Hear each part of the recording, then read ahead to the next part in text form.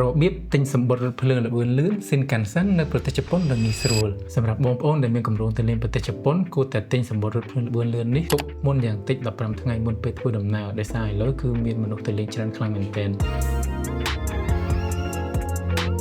ជាដំបូងយើងត្រូវចូលទៅកាន់ app Klook ឬក៏ website klook.com បន្ទាប់មកទៀតយើងត្រូវវាបញ្ចូលពាក្យថា Shinkansen ក្រោយមកវានឹងបង្ហាញនៅផ្ទាំងមួយដែលមានឈ្មោះថា Japan Shinkansen and Train Ticket ចំពោះបងប្អូនដែលចូលទៅតាម link នេះគឺអត់ចាំបាច់វារកពាក្យ Shinkansen ទេគឺចូលទៅដល់គឺដល់ទំព័រដើម្បីទិញសម្បត្តិរថភ្លើងតែម្ដងនៅពេលដែលយើងមកដល់ទំព័រទិញសម្បត្តិរថភ្លើងនេះគេឲ្យយើងជ្រើសរើស station ចេញដំណើរនិង station ទៅដល់ឧទាហរណ៍ក្នុងនេះគឺមាន Tokyo Station ទៅ Kyoto ឬក៏យើងអាចជ្រើសរើសពី Kyoto ទៅ Tokyo អញ្ចឹងបន្ទាប់មកទៀតយើងជ្រើសរើសយក departure date នេះគឺថ្ងៃដែលយើងគ្រូនឹងចេញដំណើរតាមរថភ្លើងល្បឿនលឿននឹងឧទាហរណ៍យកថ្ងៃ22ទៅមកយើងចុចពាក្យ search នៅលើនេះគឺគេមានដាក់ថ្ងៃចេញដំណើរហើយនឹងម៉ោងចេញដំណើរឧទាហរណ៍ម៉ោង11ចេញម៉ោង11យើងចុចយកអាកន្លែង9ទៅ13:59ហ្នឹងទៅយើង scroll មករកម៉ោង11តាមម៉ោងដែលយើងចង់បាននេះបន្ទាប់មកវាមានម៉ោងឲ្យយើងជ្រើសរើសហើយនៅលើនេះដែរក៏វាមានជាប្រភេទ Shinkansen ហ្នឹងដែរវាមាន Nozomi ឬក៏ Hikari ឬក៏ Kodama អញ្ចឹងទៅ Kodama គឺអាទិភ្លើងយ៉ាងយឺតជាងគេ Hikari អាទិភ្លើងហ្នឹង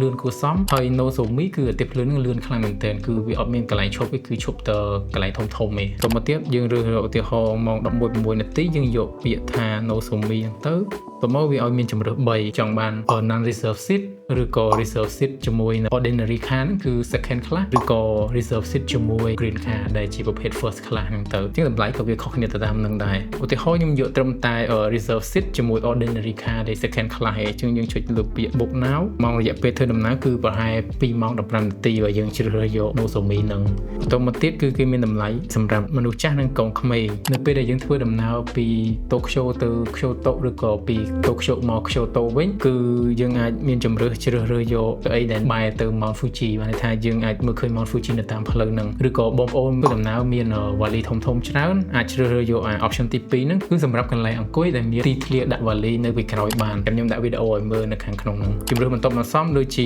យើងចង់អង្គុយជាប់បង្អួចឬក៏ជាប់ផ្លូវដើរអញ្ចឹងបន្ទាប់មកទៀតយើងត្រូវបំពេញព័ត៌មានផ្ទាល់ខ្លួនរបស់យើងហើយនេះគឺគេប្រាប់ពីរបៀបអាចឡើងជាអតិថិជននឹងបានអញ្ចឹងកន្លែងនេះអាចវាយពាក្យ promo code ថាខ្វងជាមបងប្អូនអាចប្រើ promo code របស់ខ្ញុំក៏ខ្វងជាមគឺអាចចូលបាន 1% សម្រាប់ការទិញសម្បត្តិរថភ្លើងឬក៏បើបងប្អូនចង់ទិញនៅតាម Klook ហ្នឹងគឺអាចចូលដល់ 5% សម្រាប់ជនថ្មីនិង 3% សម្រាប់ជនចាស់បន្ទាប់មកយើងចុច complete payment ទៅយើងបង់លុយគេទៅគឺបានសម្បត្តិនឹងមកហើយអូខេ that's it គឺមានតែប៉ុណ្្នឹងគឺវាងាយស្រួលមែនទែនហើយអញ្ចឹងនៅពេលដែលបងប្អូនបង់ប្រាក់ហើយវានឹងផ្ញើជា QR របៀបនេះហើយយើងគ្រាន់តែទៅដល់គេទៅ scan ទៅគឺជីបានហើយអរគុណដែលបានទស្សនាកុំភ្លេច like comment follow និង subscribe ហើយជួបគ្នានៅវីដេអូក្រោយបាយបាយ